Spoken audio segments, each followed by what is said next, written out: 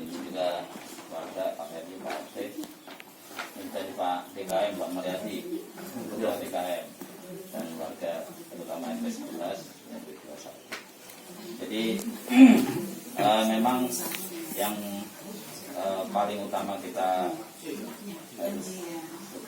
harus sama-sama dipahami bahwa memang PSU ini prasarana, sarana dan utilitas ya, itu adalah bagian dari kewajiban pengembang dan menjadi haknya warga. Itu yang paling prinsip. Nah, karena kaitannya dengan urusan hak dan kewajiban otomatis harus diatur oleh peraturan dan dilaksanakan oleh Pemda.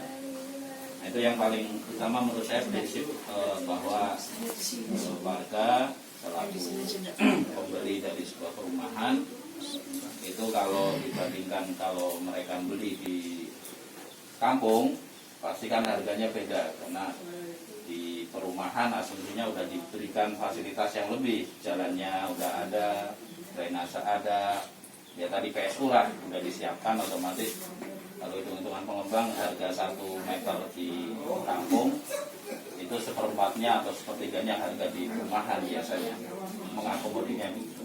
Nah, karena dari dasar itulah yang kemudian memang ini yang tadi sudah dibahas, ini memang sebuah kesalahan dari kepengurusan lama, karena memang PSU harusnya segera diserahkan sebelum ada hal-hal yang tidak diinginkan, itu terlambat. Tapi kita tidak ingin menyalahkannya lama, ingin ke depan bahwa ini segera harus diserahkan. Dan sama dengan Pak Kades tadi, saya tinggal di sini ya menjadi beban moral juga kalau kemudian kita tidak bisa mencoba lebih banyak mengakses anggaran untuk pembangunan di komplek kita gitu. Nah, kendalanya adalah belum diserah terimakan.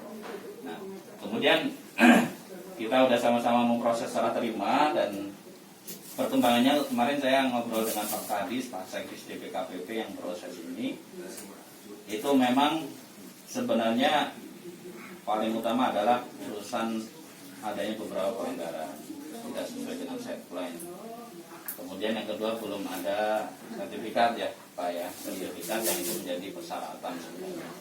Cuma saya sampaikan kenyataannya tidak seideal aturan yang seharusnya gitu ya, karena di lapangan sudah terlambat dan seterusnya, dan banyak yang sudah dimanfaatkan.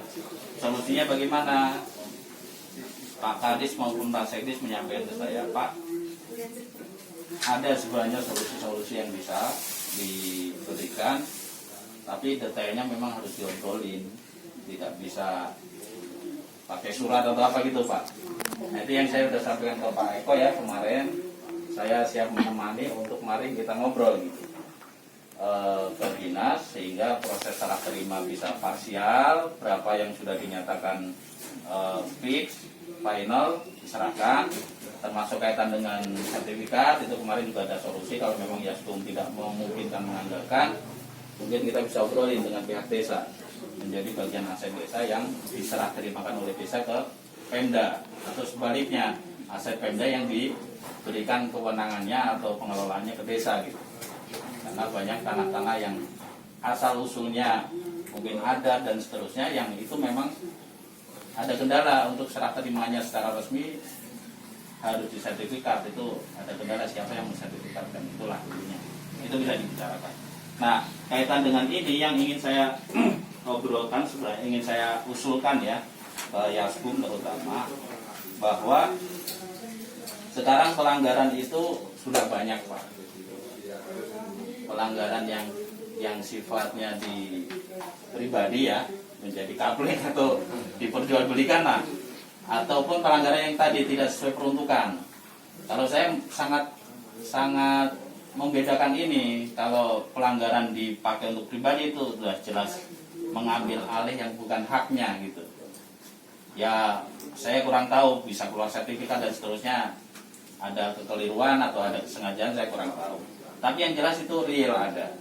Ya tadi misalnya di gambar sini, ini bukan kapling, ini palsu-palsu, bisa jadi rumah gitu kan, sudah jelas. Nah itu kan satu pelanggaran yang menurut saya mengambil hak warga secara umum menjadi milik pribadi. Nah, ada pelanggaran yang sifatnya tadi perubahan penggunaan dari tadi yang ini misalnya SMU, ada masjid, mungkin di sana di lapangan depan sana ya, mungkin kan bukan full masjid besar itu, sekarang masjid parkiran kemudian yang lain-lain. Nah, kalau saya melihat yang jadi dasar pertanyaan adalah Yaskum menyikapi pelanggaran yang pribadi mau bagaimana? Apakah berani membongkar, berani menindak sendiri, atau seperti apa gitu? Tapi punten saya coba memperkirakan jawabannya tidak akan bisa. Karena kenyataannya sudah menjadi milik dan ada surat dan seterusnya.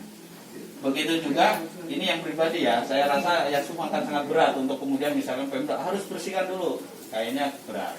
Pemda pun kalau sudah menerima kemudian oh ini nggak sesuai set plan, ada rumah dan seterusnya, saya yakin Pemda juga bingung akan menertibkannya gitu. Jangankan yang kampung begini, yang tengah kota saja di atas parit, di trotoar itu kadang kalau udah permanen prosesnya panjang. Nah, yang pribadi saja yang jelas melanggar hak begitu Pak, kita kesulitan. Nah ini apalagi yang kemudian penggunaannya yang berbeda sesuai set plan, misalnya tadi SMU jadi masjid, akan sangat sulit kita untuk kemudian menertibkan dalam arti ini harus SMU bongkar dong musolanya, kan nggak mungkin, akan bertentangan dengan warga gitu Pak. Nah logika ini yang kemudian saya rasa akan sangat bisa kita obrolin dengan dinas. Kalau yang pribadi saja ini kita tidak bisa menertibkan, apalagi yang digunakannya oleh warga gitu. Nah nyambung urusan tadi, karena perkiraan saya nggak mungkin, kan nyambung ini musola, ya saya ikut juga dulu di panitia ya. Saya tahu persis sudah mengurus panitia waktu itu tuh mengurus gitu. Saya sih kurang terlibat langsung karena urusannya dengan angkatan ya, teman-teman yang masih aktif. Ya intinya diizinkan secara lisan, tapi secara tertulis belum bisa ngeluarin gitulah. Setahu saya begitulah. Dan akhirnya udahlah bangun aja, nanti kalau udah dibangun kan nggak mungkin dibongkar, gitulah. Akhirnya jawabannya. Nah, karena seperti itu, saya lihat ini pemanfaatan untuk SMU kayaknya juga sudah nggak mungkin. Tahu saya SMU nggak cukup luasannya segini. Luasan SMU itu artinya musola sudah ada, kemudian yang di sini lokasinya juga nggak mungkin, di sini udah ada pribadi, di sini udah diserahkan oleh Yaskum ke kegiatan ini gitu loh. Itu sudah nggak sangat tidak mungkin untuk SMU. Artinya sangat bisa kita dialogkan dengan dinas atau dengan Pemda bahwa kenapa kemudian ini kita minta kebijakan tidak sesuai set plan, toh penggunaannya untuk masyarakat. Nah, dengan begitu urusannya jalan dan akhirnya nyambung karena udah ada musola. Sudah, kalaupun nanti ini digunakan untuk apa ya, sebelahnya musola untuk pos RW atau yang lain itu sih bisa diajuin sekalian. Artinya saya sih berharap nanti Yaskum tidak berposisi kita tidak berani memutuskan gitu, tapi berposisi kami ingin mengakomodir kebutuhan warga yang ternyata secara fisik sebagian sudah, dan yang pribadi juga sudah ada. Kita nggak berani lagi untuk membongkar atau menertibkannya. Oleh karena itu mohon kebijakan ke Pemda untuk menerima apa adanya. Nah sekaligus saja mungkin dari Yaskum terkait dengan permintaan warga, ada yang untuk balik RW, ada permohonan dari jalan, ada mungkin ini nanti lapangan untuk apa gitu. Sekalian menurut saya diproposalkan gitu Pak Zainal. Jadi nanti saya temenin lah, berkirim surat resmi, kita audiensi, kita sampaikan apa adanya daripada menjadi beban pengurus Yaskum sekarang yang sebenarnya tidak tahu dulunya seperti apa gitu. Mending kita pasrah aja, emang kita salah, tidak sesuai set plan. Tapi kesalahan ini kesalahan yang sebagian bisa ditolerir, sebagian untuk pribadi yang kita nggak bisa memperbaiki. Nah dengan begitu, ya asumsi saya kalau Pemda itu melihat warga dengan pengembang, ya asumsinya ini Yaskum pengembang ya, sudah kompak satu suara, itu lebih nggak enak untuk nolak gitu Pak. Tapi kalau ada potensi Yaskum enggak, saya harus sesuai test plan. Warga menginginkan yang lain. Akhirnya dinas, lah kalian aja nggak kompak gitu Pak. Kalau saya khawatirnya di situ akhirnya celah dinas untuk tidak berani mutusin. Tapi kalau walaupun Yaskum tidak mengeluarkan keputusan, ya artinya ingin mengakomodir, dan kenyataannya di lapangan juga sudah ada bangunan fisik, nggak mungkin lagi untuk peruntukan ini misalkan SMU. Mungkin yang nanti di depan sana awalnya peruntukannya apa saya kurang tahu, ini digambar yang depan masjid. Tapi untuk apa dulu Pak? Itu Pak, yang apa? Ini ya, iya, ini ya. iya. Ini kan untuk fasad masjidnya kan di pojok nih. Iya, Sekarang kan di tengah.